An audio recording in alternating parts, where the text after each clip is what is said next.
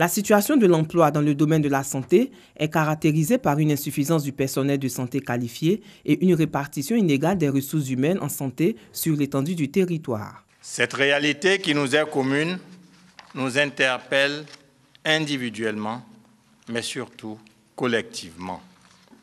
Elle nous invite assurément à agir vite et à agir ensemble, car la problématique est la même pour nous tous. Pour la ministre de la Santé, en 2016, l'on comptait un médecin pour 53 003 habitants, un infirmier pour 1932 habitants et une sage-femme pour 995 femmes en âge de procréer. Une hausse de 1% des dépenses des ressources humaines induit une hausse de 2,5% du revenu moyen des ménages, un accroissement de l'emploi de l'ordre de 1,8% et un accroissement du produit intérieur brut de 3,2%. Des évidences qui appellent donc à un changement de paradigme quant à l'investissement dans les ressources humaines en santé. Aussi a-t-il été recommandé à chaque pays de revisiter son plan d'action en mettant davantage l'accent sur les activités à fort potentiel en matière de création d'emplois.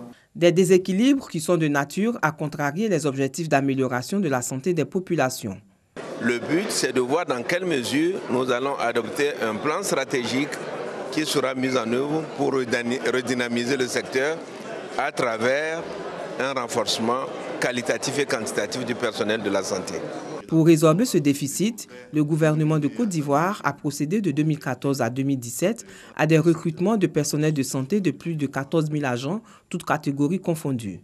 Les résultats attendus sont entre autres de recruter 3 000 agents de santé par an sur la période de 2014 à 2022 pour une bonne répartition du personnel de santé sur toute l'étendue du territoire national.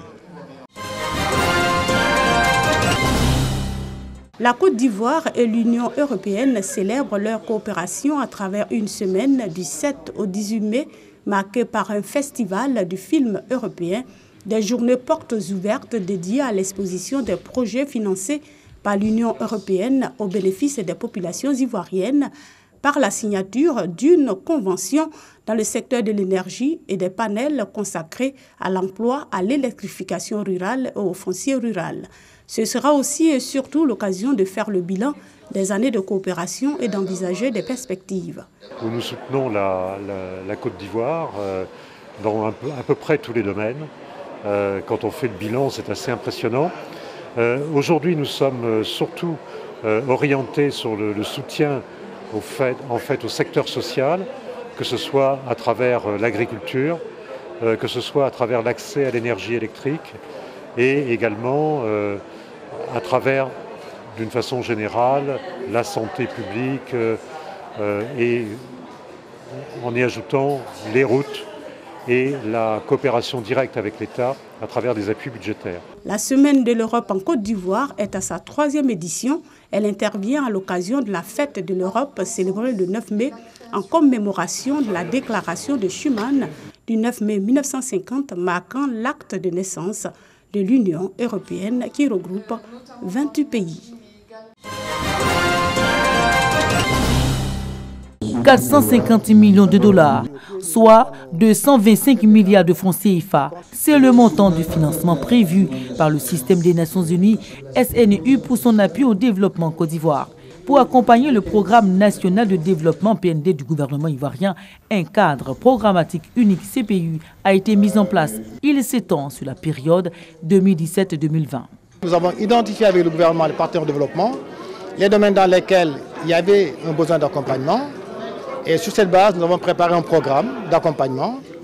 Et ce programme porte sur 4 axes essentiellement. Le premier axe porte sur la cohésion sociale et la réconciliation nationale. Le deuxième axe porte sur les violences basées sur le genre. Le troisième axe porte sur l'état de droit, les droits humains et la justice transitionnelle. Et le quatrième axe porte sur la sécurité communautaire. Selon le représentant pays du système des Nations Unies en Côte d'Ivoire, l'institution a dégagé de 2016 à 2017 95 milliards de francs CFA pour soutenir les actions du gouvernement en faveur des populations, en vue de vulgariser ces activités nécessaires au développement inclusif et durable. Le système des Nations Unies veut renforcer sa collaboration avec les médias.